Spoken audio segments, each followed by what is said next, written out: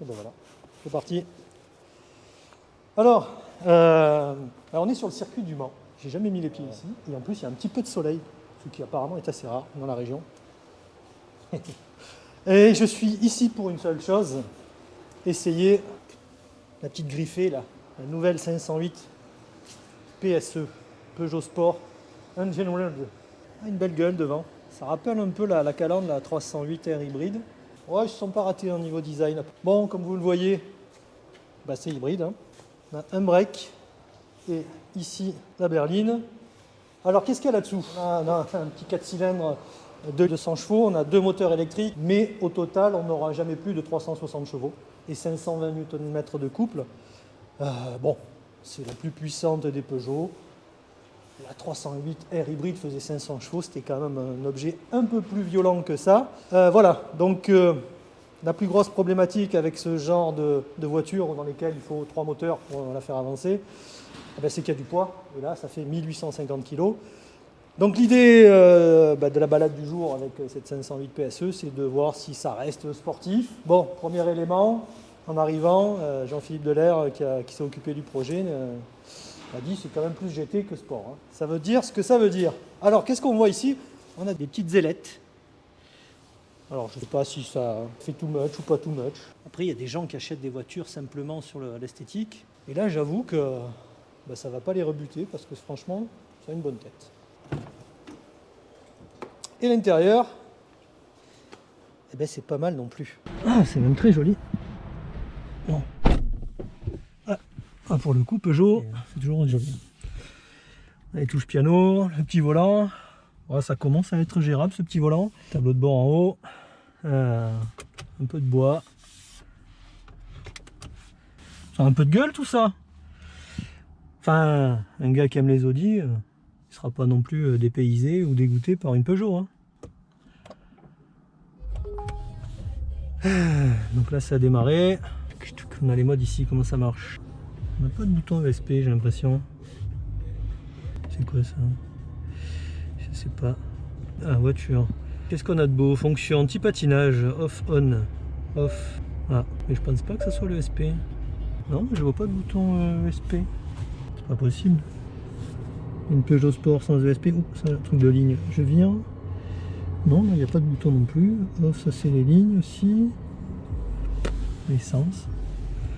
Ah bah, ma foi, je sais pas. Alors apparemment il n'y a pas de paramétrage individuel, on ne peut pas régler chaque mode. En fait, chaque mode est pré-réglé, on ne peut pas sortir de là. Donc en gros on ne peut pas faire un mode suspension confort, moteur, sport. Quoi. Ce qui souvent est pas mal d'ailleurs. Bah, allez. Ah, moteur a démarré, ça y est. Qu'est-ce qu'il dit? Ah bah il dit rien. Mon Dieu. Les temps modernes sont terribles. Drive, ça je sais pas ce que c'est. B. Qu'est-ce que c'est que B? J'ai vraiment l'air con avec ce truc. Hop. Si je reprends en marche arrière, ça va pas être bon. Bon voilà. Allez, après quelques kilomètres sur route. Donc premières impressions. Il y a quand même pas mal d'indices qui nous montrent qu'on n'est pas à bord d'une auto faite pour rouler fort sur route. Quoi. Bon, déjà, on n'a pas de mode manuel de la boîte. Un mode de... Oui, je l'assure. 4,5 km. Oui, madame. Donc on a un mode DEB de transmission là qui est, j'ai l'impression que c'est un poil plus de frein moteur avec le B, mais il faudrait que je demande en arrivant. Donc on a des modes confort, sport, bon, on a électrique, on a hybride. Je me suis contenté de faire du confort et du sport. Là, après une centaine de kilomètres, il me reste 6 km de batterie, mais depuis très longtemps, donc je pense que le 6 km, ça se régénère assez souvent. Alors, en axel, c'est quand même pas non plus défrisant. Tout est lissé, géré. Quand on vous dit que vous allez rouler avec une voiture de 360 chevaux, vous imaginez quand même un truc un peu plus violent. Par rapport à une Cupra Leon hybride, par exemple, déjà, on ne peut pas désactiver l'ESP, donc du coup, on se retrouve avec un départ qui est assez lissé. On n'a pas un déferlement de couple un peu furieux, c'est très calme. J'aimerais bien vous montrer un petit aperçu. Mais... Ah ben voilà, on va faire un petit démarrage. Tournez à gauche, puis après... Accélère à fond.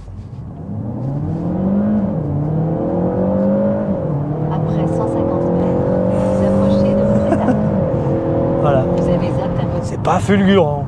Ça fait du bruit en plus, pas un joli bruit. Mais bon, c'est pas les points les plus compliqués, les plus gênants pour moi. Il y a un point qui est très gênant pour moi, c'est ça. Alors pas le petit volant, non. La direction assistée, je sais pas ce qu'ils ont voulu faire. J'ai l'impression qu'elle me pousse, qu'elle tire, qu'elle lit la route. C'est très gênant, on a vraiment l'impression que parfois elle colle. Du coup, ça génère pas un sentiment de confiance dans les courbes.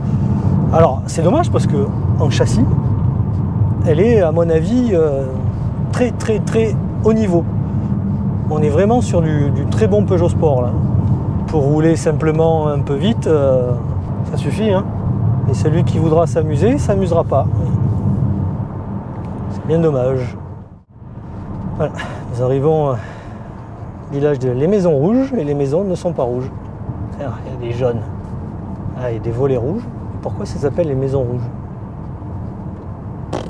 Les 1 tonne 875, eh bien on les sent bien quoi.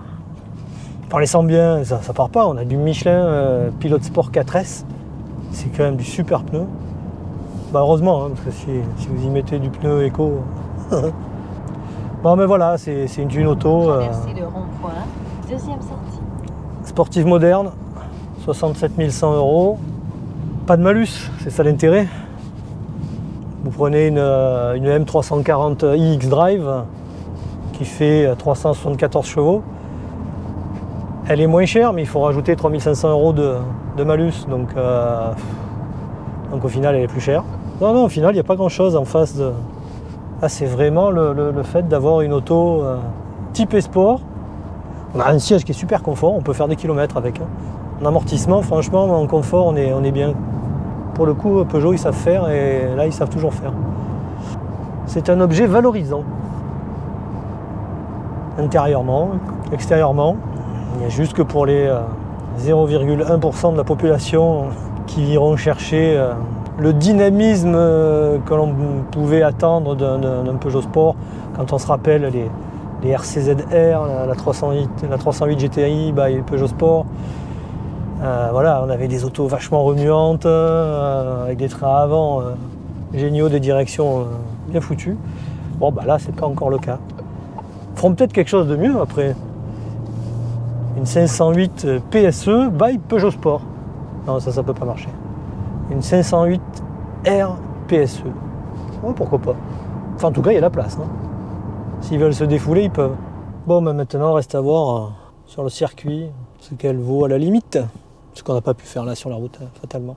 Et en frein aussi, je sentais même sur la route que ça commençait à devenir léger. Pourtant, dans les freins de la 308 GTI, là, les 380 mm devant, c'est pas mal. Tenez la droite, puis après. Et qu'est-ce que je dois tenir droit, madame? Alors, ça a l'air d'être là. Hein. L'ai-je bien tenu droite? De nos jours, on s'amuse comme ça dans les voitures de sport. Encore que celle-là ne m'a pas bombardé de messages d'alerte permanents.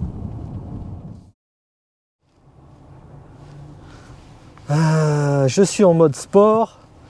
Donc DEB, je me suis bien renseigné. C'est bien brake, B comme brake. C'est du frein moteur pour régénérer en fait les batteries un peu plus. En fait, il lui manque un petit mode by Peugeot Sport, quoi. Donc là-dessus, on a un peu le fonctionnement. Donc le moteur avant électrique, le moteur arrière électrique. Donc le moteur avant est dans la boîte. Donc du coup, il peut prendre des tours en même temps que le moteur. À la différence de la 308R hybride, qui lui était situé après la boîte. Bon, moi, j'ai pas trop senti la puissance qui arrive derrière. Puis au final, en tapant dedans bien, je suis revenu quand même avec 6 km d'autonomie électrique. Ça veut dire que 6 km pendant au moins 50 km. Donc ça veut dire que ça recharge bien en roulant. Mais c'est aussi, à mon avis, ce qui explique le fait qu'on ait consommé à 17 litres. Hein.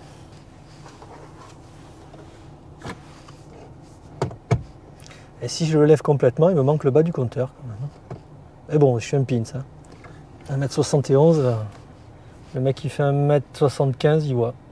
Après, c'est pas la taille complète qui compte, c'est la taille du buste. Hein. Parce que si vous avez que des jambes, ça sert à rien. Ouais, ça c'est important. Il faudrait dissocier la taille des jambes et la taille du buste. On le dit pas assez souvent. C'est joli ce bois là. Oh, le siège c'est Pullman quand même. C'est un beau fauteuil quoi, c'est pas de... Vous m'entendez?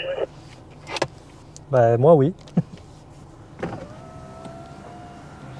Bonjour. Alors, est-ce que je peux vous appuyer sur le bouton 1 juste là pour pas avoir de retour et juste à côté désactiver. Vous êtes bien en mode sport? Ouais, oui, c'est ça. Et pendant les tours de circuit, ne dépassez personne. Ah, et même s'il avance pas? Même s'il avance. Ah, bon. Sérieux, s'il avance pas, je vais être... On a que 2 tours? Oui.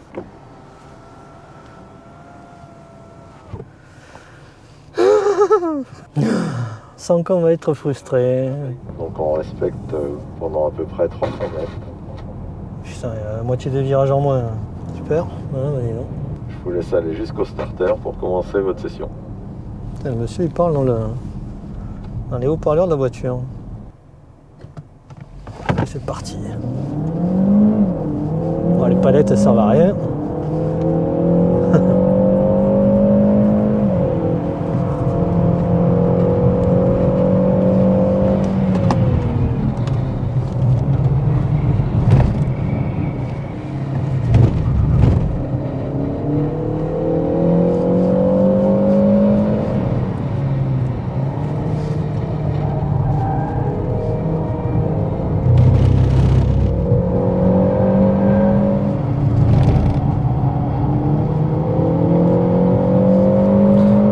Passer beaucoup plus vite.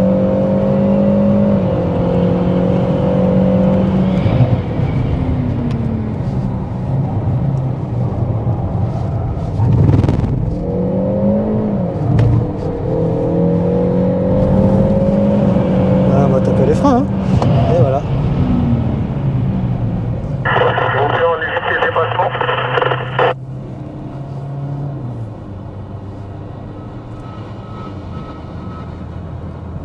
Allez, c'est parti.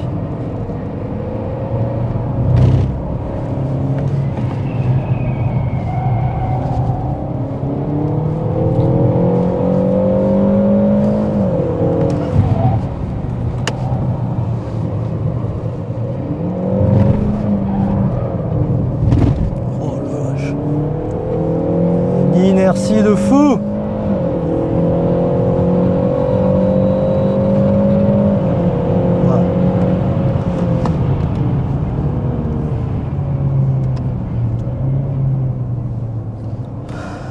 Quel est l'intérêt? Dites-moi. C'est nul.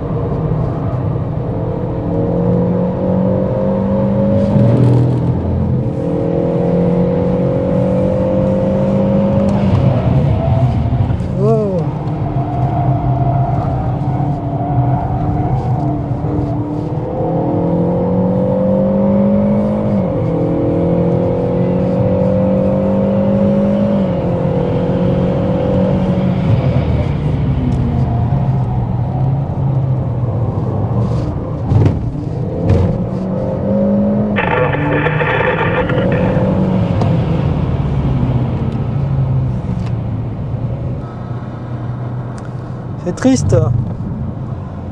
Aïe aïe aïe. Bon, ça freine pas des masses quand même, hein, sur circuit non plus. On sent qu'il en manque un peu. Hein. Puis il y a de l'inertie.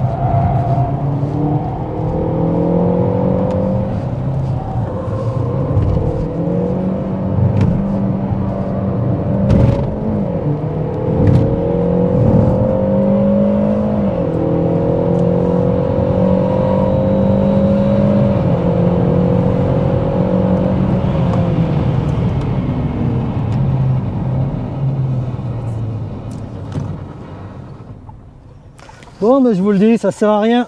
Ça sert à rien, si ce n'est à voir que le SP est plutôt bien mis au point, parce qu'il essaie de garder la voiture, de contenir ce poids, sans mettre trop de coups de frein puissants. Bien, à l'arrivée des autres véhicules, super. Effectivement, 2 tours, c'était pas prêt de le rattraper. Eh ben, c'est pas fait pour le circuit, c'est pas génialement sportif non plus. Par contre, on sent un châssis super équilibré, quoi. Et je pense qu'ils ont eu peur de laisser les gens se dépatouiller avec 1800 kg qui partent en glisse, quoi. C'est sportif de demain, j'espère qu'il y aura mieux. Après, pour une voiture premium haut de gamme qui roule fort, on est pas mal quoi. Mais Peugeot Sport peut faire mieux, c'est clair. Ah, je suis déçu.